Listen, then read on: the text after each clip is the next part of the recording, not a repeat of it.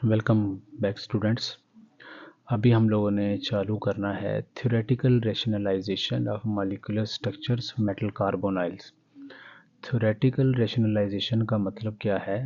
क्या आपने जो प्रीवियस नॉलेज हासिल किया है छोटी क्लासों में या वैसे लिटरेचर पढ़ के या अपना दिमाग लगा के, आपने इन मॉलिक्यूलर स्ट्रक्चर्स को कैसे समझना है या मेटल कार्बोनाइल्स को कैसे समझना है। यानी कि अगर सिंपल सी बात की जाए कि देखें NiCO4 ये बना लिया आपने लैब में।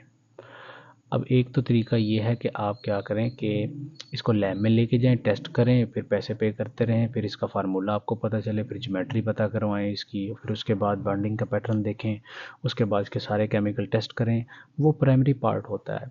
सबसे पहले जब लैब में रिएक्शन करवाया जाता है तो किसी एक बेसिक रीजन की वजह से तो रिएक्शन करवाया जाता है ना। जैसे फॉर एग्जांपल आप लैब में जाते हैं और आप लैब में निकल का पाउडर उठाते हैं और कार्बन मोनोऑक्साइड गैस बना के मेटल कार्बोनाइल बनाने की सोचते हैं। ये आपके जहन में ये बनेगा, अभी बना नहीं है आप, लेकिन उसका कॉपी वाला काम तो करते हो ना, उसकी कैलकुलेशंस और स्ट्रक्चर वगैरह, कुछ हाइपोथेटिकल डिज़ायर्स होती हैं आपकी। फिर जब ये बनेगा तो आपको ये भी पता होगा कि 4 लाइगेंड है, तो वेस्पर का नॉलेज इस्तेमाल करेंगे तो AB4 है, तो ये लगभग टेट्राहेड्रल बनेगा। फिर उसके बाद आप ये भी देख सकते हो कि इसका कलर क्या होगा, 4 ही क्यों लेगा ये भी आप अंदाज़ा लगा सकते हो। तो इस तरह की जो सारी इन्फॉर्मेशन है प्रीवियस नॉलेज की बेस पे, या अपने दिमाग को इस्तेमाल करके किसी चीज़ को आपने एलेबोरेट करना होता है या एक्सप्लोर करना होता है, तो इसको बोला जाता है थ्योरेटिकल रैशनलाइजेशन। मतलब दिमाग का इस्तेमाल करके आपने इसको थोड़ा देखने की कोशिश करनी है इस तरह की चीज़ों को। हम ऐसे इसको देखते हैं कि the molecular structure of metal carbonyls are explained using VBT, valence bond theory, ये भी पढ़ी हुई है हमने। मॉलिक्यूलर ऑर्बिटल थ्योरी MOT, और इसके बाद electron counting rule EN rule हो गया, या आपके पास 18 इलेक्ट्रॉन रूल हो गया, इलेक्ट्रॉन रूल। या फिर लाइगेंड फील्ड कंसिडरेशन या CFT क्रिस्टल फील्ड थ्योरी आपने पढ़ी होगी। तो सारी थ्योरी जितनी बॉन्डिंग की आपको पता है, कितने इलेक्ट्रॉन कहाँ पे दिए जाएंगे, ये वो सब मिला जुला के आपने कोशिश करनी है कि गिवन स्ट्रक्चर को आप थोड़ा सा एक्सप्लेन करें।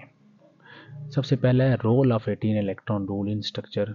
कि भाई स्ट्रक्चर जो बनता है आपके पास, जब भी कोई तैयारी हो रही होती है किसी मेटल कार्बोनाइल की, तो 18 इलेक्ट्रॉन रूल कैसे इंटरफेयर करता है। हमें पता है कि जो भी चीज़ बनती है वो नोबल गैस जैसा बनना चाहती है, तो नोबल गैस को बनाने के लिए, वो नोबल गैस जैसी कन्फिग्रेशन बनाने के लिए अपने वो 18 इलेक्ट्रॉन पूरे करने की कोशिश करता है कोई एक structure. So basic principle what would be? Metal carbonyls tend to adopt geometries that allow the metal to attain stable 18 electron configuration। यानी कि जो 18 इलेक्ट्रॉन को रूल को फॉलो करेंगे तो वैसी ही वो ज्योमेट्री बनाएगा। अब देखें आप NiCO4 ये 4 लाइगेंड ही क्यों लेगा, ठीक है, 5 क्यों नहीं ली, 3 क्यों ली, तो कैसे एक्सप्लेन करेंगे 18 इलेक्ट्रॉन रूल से। तो निकल के आउटर मोस्ट में इलेक्ट्रॉन कितने होते हैं, निकल का एटॉमिक नंबर है 28, तो इसको कैसे देखेंगे 2 + 8, ये कितने हो गए 10, प्लस एक लाइगेंड कितने देती है, 2 इलेक्ट्रॉन देती है, सॉरी 2 इलेक्ट्रॉन देती है एक, और कितने देगी ये 4, तो कितने हो जाएगा 8, और टोटल क्या मिला के 18। इसका मतलब 4 इसके पास इलेक्ट्रॉन, 4 लाइगेंड ही जुड़ेंगे जो 18 इलेक्ट्रॉन इसके करवा सकती हैं।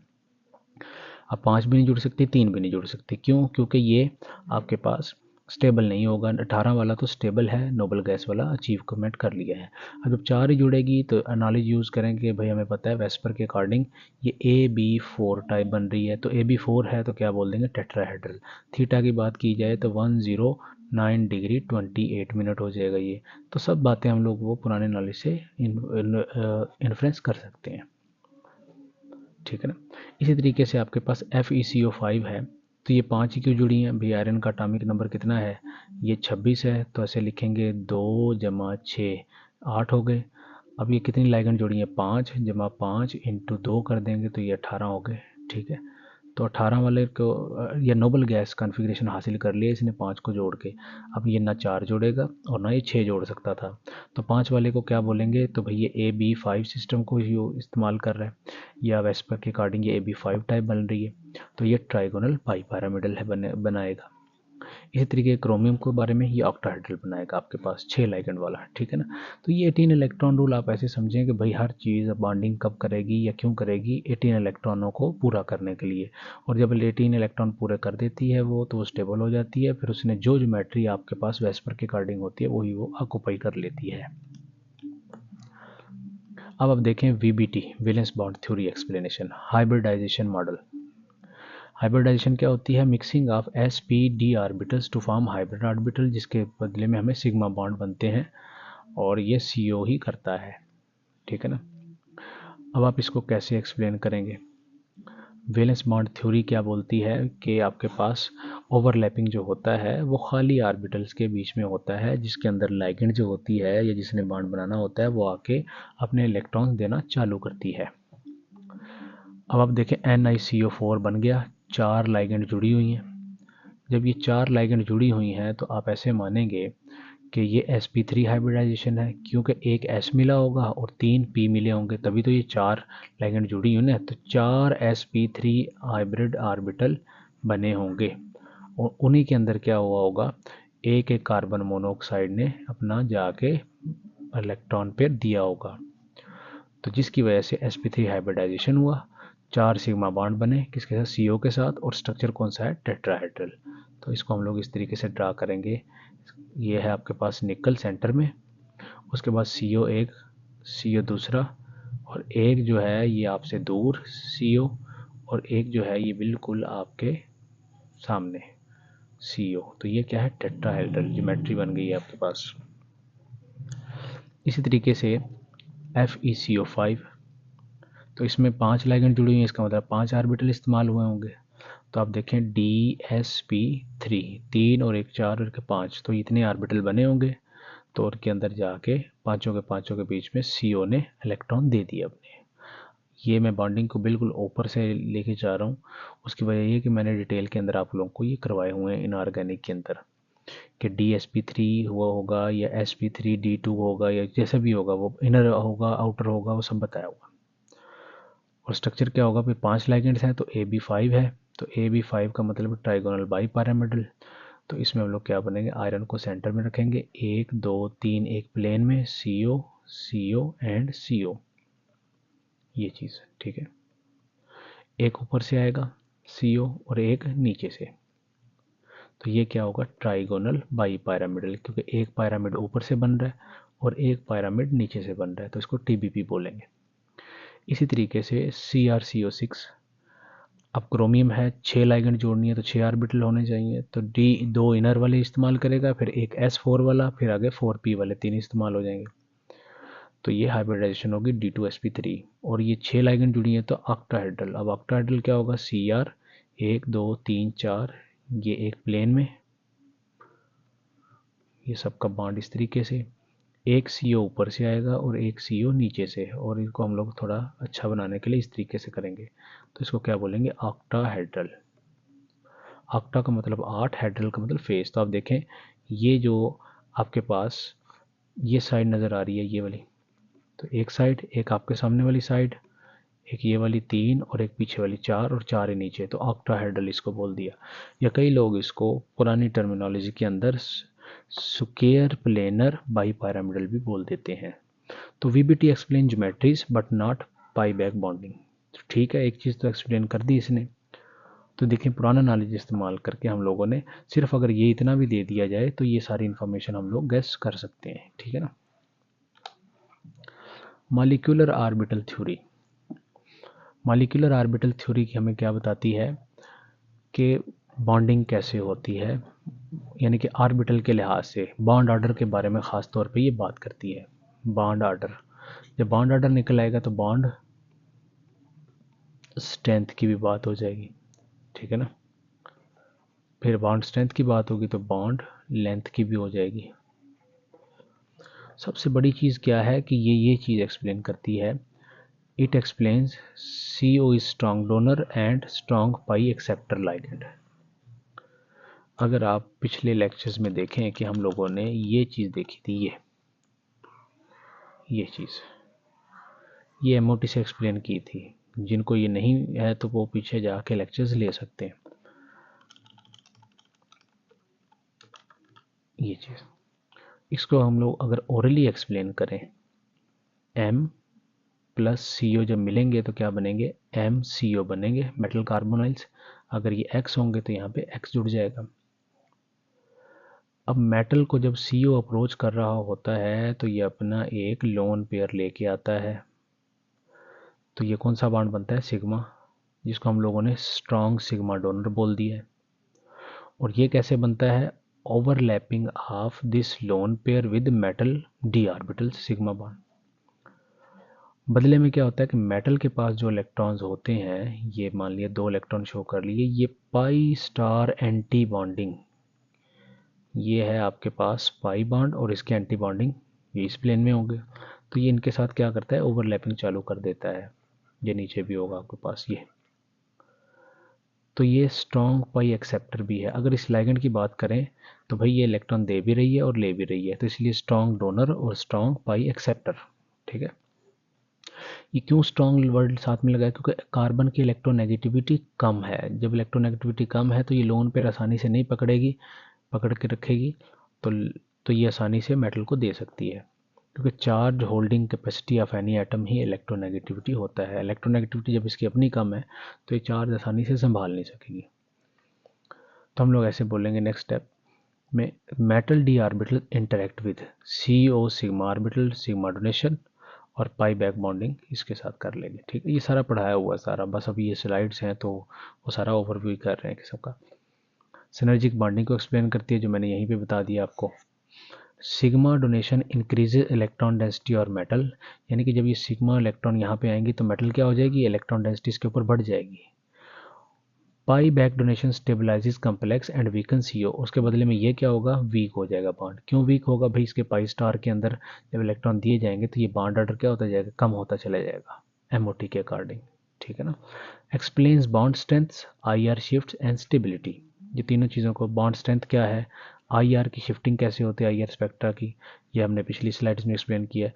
और स्टेबिलिटी के बारे में बात करता है कि बॉन्ड ऑर्डर कम होता चला जा रहा है, कब ये मैक्सिमम होगा, कब ये मिनिमम होगा। ठीक है ना। अब फोर्थ वन है हमारे पास rationalization of specific structures. Structure को कैसे हम लोग ये रेशनलाइज करेंगे या सोचेंगे। अब NiCO4 दे दिया आपको। अब इसके बारे में आप क्या बोल सकते हैं कि इसके पास 4 लाइगेंड है, 4 CO लाइगेंड्स हैं। मैक्सिमम जब इसकी ज्योमेट्री ड्रा करेंगे तो मैक्सिमम सेपरेशन रखेंगे इनके बीच में, ताकि मिनिमम क्या हो, रिपल्शन। और क्यों 4 ही जुड़ी हैं, क्योंकि 18 इलेक्ट्रॉन कॉन्फ़िगरेशन अचीव्ड है। किसे चेक करेंगे इसको, भाई निकल का एटॉमिक नंबर है 28, तो 2 जमा 8 कर लेंगे 10, जमा 4 जुड़ी हैं तो 4 × 2 कर देंगे तो 18 हो गया। इसका मतलब 18 इलेक्ट्रॉन रूल फॉलो है, ये स्टेबल है। स्ट्रक्चर कैसे ड्रा करेंगे, Ni ये इस तरीके से, और एक लाइगेंड आपकी दूर और एक लाइगेंड आपकी तरफ, और ये CO एंड CO, ये टेट्राहेड्रल है। TH ट्राइगोनल बाईपैरामिडल FeCO5, इसको कैसे करें, 5 लाइगेंड जुड़ी हुई हैं तो फिर trigonal bipyramidal more stable than square pyramidal. ठीक है, अब यहाँ पे इस चीज़ को थोड़ा सा आपने देखना है कि Fe हमने 5 लाइगेंड जोड़नी है, तो ये CO, ये CO, ये CO, ऐसे एक ऊपर से CO जोड़ लेंगे इसके साथ और एक नीचे से जोड़ लेंगे। इसको बोला जाता है ट्राइगोनल बाईपैरामिडल। इन जो ये ऊपर और नीचे से लगते हैं प्लेन में, ये इनको बोला जाता है एक्सियल, क्योंकि ये एक्सिस के अलॉन्ग है, ये ऐसे वाई एक्सिस नीचे से ऊपर है। और ये वाले क्या हैं, इनको एक्वाटोरियल फिर बोलेंगे, एक्वाटोरियल। ये एक्सपेरिमेंटली देखा गया है कि आपके पास ये जो 2 बॉन्ड हैं ये लेंथी होते हैं, और ये तीनों बॉन्डों की लेंथ एक जैसी होती है। कहने से मुराद, अगर ये A लेंथ है तो ये भी A निकल के आएगी, अगर ये B लेंथ है तो ये भी B निकल के आएगी, और ये भी B निकल के आएगी। A और B आपस में डिफरेंट है, लेकिन ये तीनों की एक जैसी है और इन दोनों की एक जैसी है। हाँ, A की जो बॉन्ड लेंथ है ये ग्रेटर है आपके पास B से, यानी कि A लंबा बॉन्ड है, B छोटा है, तो लंबा बॉन्ड वीक होता है, टूट जाता है। ठीक है, हमने एक क्वेश्चन किया था, PCl5 dissociates into PCl3 plus Cl2, क्यों ऐसा है। इसकी भी एक्सप्लेनेशन यही आती है कि भाई जो 2 Cl एक्सियल वाले होते हैं ये बाहर निकल जाते हैं Cl2 गैस की शक्ल में और बाकी क्या रह जाता है PCl3। ऑक्टाहेड्रल इसी तरीके से CrCO6 6 लाइगेंड है तो ऑक्टाहेड्रल होगा, तो कैसे ड्रा करेंगे Cr, ये इस तरीके से CO CO CO and CO एक प्लेन में, और एक CO ऊपर और एक CO नीचे, ये इस तरीके से, ठीक है। तो दिस इज परफेक्टली ऑक्टाहेड्रल। तो ये है हमारे पास कुछ चीज़ों को सोचने का तरीका, या मेटल कार्बोनाइल्स को एनालाइज करने का तरीका, कि पुराने नॉलेज को इस्तेमाल करके हम लोग किस तरीके से चीज़ों को इन्फ्लुएंस कर सकते हैं। फिफ्थ स्टेप है हमारे पास binuclear carbonyls. Binuclear का मतलब क्या होता है, जिनके अंदर 2 मेटल आयंस और एटम्स इन्वॉल्व हों। अगर कुछ इस तरह का आ जाए तो हम लोग क्या इन्फ्लुएंस करेंगे या कैसे उनको एनालाइज करेंगे। Metal metal bonding, metal metal bonding कब होगी आपके पास, used when electron count is insufficient, helps achieve near 18 electron configuration. ठीक है, इसकी मैं एक आपको इंपॉर्टेंट सी एग्जांपल देता हूँ। आप देखें कि आपके पास है CO8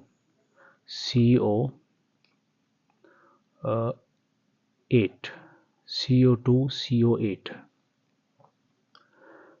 ये कोबाल्ट है और ये कार्बन मोनोऑक्साइड है। ये बना कैसे होगा आपके पास, हम लोग ऐसे देख सकते हैं कि भाई CO कोबाल्ट और CO4 plus cobalt tetra carbonyl, ये दोनों आपस में मिले होंगे और ये बन गया होगा। अब ये कैसे बने होंगे कि भाई आपने कोबाल्ट लिया और कार्बन मोनोऑक्साइड गैस डाल दी उसमें, ठीक है, CO plus CO gas pass कर दी, ये बन गया होगा। हमारा कंसर्न है इलेक्ट्रॉन काउंट से। कोबाल्ट का एटॉमिक नंबर क्या होता है, अगर हम लोग इस सीरीज़ को लिखें, स्कैंडियम, टाइटेनियम, वनाडियम, फिर क्रोमियम, फिर मैंगनीज, फिर आयरन, फिर कोबाल्ट, फिर निकल, फिर कॉपर, फिर जिंक। 1 2 3 4 5 6 7 8 9 10 ही लिख लिया हमने 3D वाले। अब मैंगनीज का 25 26 और ये 27, ये कितना 27 नंबर का। हम इसके इलेक्ट्रॉन काउंट करके देखते हैं। अब कोबाल्ट के कितने हैं आपके पास, 2 + 7 हो जाएगा, प्लस 4 लाइगेंड है 4, ये 2 के साथ मल्टीप्लाई कर दें क्योंकि एक कार्बोनिल 2 देता है, तो सबको करेंगे हम लोग 7 और 2 9 जमा 4 2 = 8, कितने हो गए 17 इलेक्ट्रॉन, 18 नहीं हो गए 17, ठीक है। इसका मतलब जब ये अकेला रहेगा तो 17 इलेक्ट्रॉन है, जब ये अकेला रहेगा तो इसके पास भी कितने होंगे 17, क्योंकि सेम है दोनों। लेकिन फिर ये क्या कोशिश करते हैं कि दोनों आपस में एक दूसरे के साथ मिलते हैं, डायमराइज होते हैं और ये आपस में मिलकर CO2 CO8 बना लेते हैं। कैसे, CO 4 लाइगेंड थी इसके पास, CO CO CO and CO, इसके पास कितने थे 17 इलेक्ट्रॉन। दूसरे के पास भी कितने होंगे CO CO CO and CO, इसके पास भी 17 इलेक्ट्रॉन। अब इन्होंने 18 इलेक्ट्रॉनिक कॉन्फ़िगरेशन अचीव करनी है, तो फिर ये कोशिश क्या करते हैं कि एक एक इलेक्ट्रॉन अपना शेयर करके बीच में बॉन्ड बना लेते हैं, ये इस तरीके का। तो अब आप देखें बॉन्ड के अंदर 2 इलेक्ट्रॉन होंगे, तो एक इलेक्ट्रॉन जो 17वां था इसका, ये इनके पास कितने हो गए अब 16, एक इसने बीच में यहाँ पे दिया और एक इसने बीच में दिया, तो अब ये 2 इसके भी होंगे, तो इसके पास कितने हो गए, अगर यहाँ देखें 18, इसके पास देखेंगे तो इसके पास भी कितने हो गए 18। तो यही बात लिखी हुई है, helps achieve near 18 electronic configuration. या अगर आप सिर्फ इसको इतना देख लें कि अकेला जो कभी कभार ऐसे कम्प्लेक्स आते हैं कि जो अकेले रहेंगे इलेक्ट्रॉन पूरे नहीं होते, फिर वो अपने ही मॉलिक्यूल दूसरे के साथ मिलके वो इलेक्ट्रॉन पूरे करने की कोशिश करते हैं ताकि उनको स्टेबिलिटी मिले, 18 इलेक्ट्रॉनिक कॉन्फ़िगरेशन किसी न किसी तरीके से अचीव हो सके।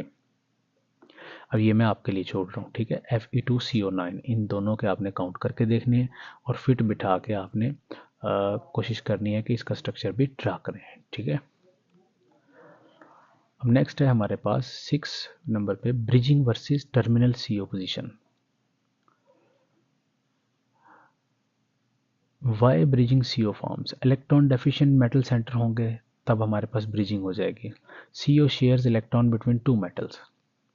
अब इसको हम लोग किस तरीके से देख सकते हैं, मान लिया कोई एक मेटल है, उसके पास 17 इलेक्ट्रॉन है, दूसरी एक मेटल है उसके पास भी 17 इलेक्ट्रॉन है। तो अगर ये इनके पास अपने पास इलेक्ट्रॉन कम है तो फिर ये क्या कहेंगे कि एक CO लाइगेंड इस तरीके से आए कि ये इस तरह हो और एक इलेक्ट्रॉन इनका इस्तेमाल करे और एक अपना इस्तेमाल करे, एक बॉन्ड बना ले। तब इसमें कितने इलेक्ट्रॉन हो गए, 2 इलेक्ट्रॉन हो गए। इसी तरीके से ये भी इस तरह की स्कीम चलाएगा और 2 इलेक्ट्रॉन इसके हो गए। अब आप देखें इस तरफ कितने हो गए, 18, इस तरफ कितने हो गए, 18। तो ये दोनों मेटल खुशी से रहने लग जाएंगे, इधर जितनी मर्जी लाइगेंड जुड़ी हो, ठीक है ना, इस तरीके से।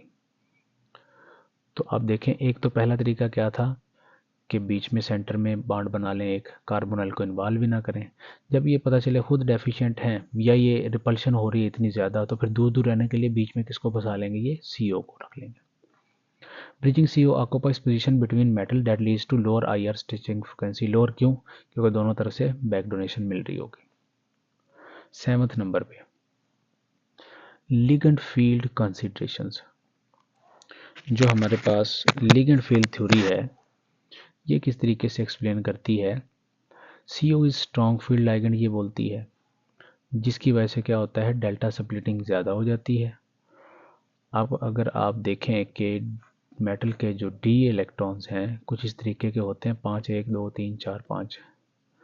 जब कोई लाइगेंड अप्रोच करती है स्ट्रॉन्ग फील्ड, मान लिया CO, तो ये दो तरह के ऑर्बिटल्स में बट जाते हैं, नीचे 3 और ये 2, यानी कि 2 ऑर्बिटल जो सामने होते हैं इस लाइगेंड के वो ज़्यादा रिपल्शन फील करते हैं, और जो इसके पास हमारे मतलब कम रिपल्शन फील करते हैं वो लोअर एनर्जी पे चले जाते हैं।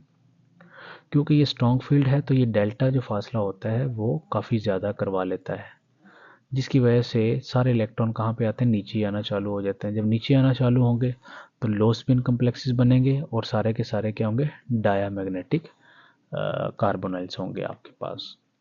तो ये है थोड़ा सा पुराना नॉलेज जिसके ज़रिए हम लोग एक्सप्लेन कर सकते हैं मेटल कार्बोनाइल के स्ट्रक्चर्स।